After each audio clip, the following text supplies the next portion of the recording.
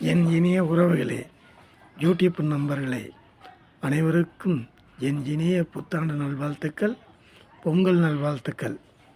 உலகெங்கும் Malaysia, Singapore, Sri Lanka,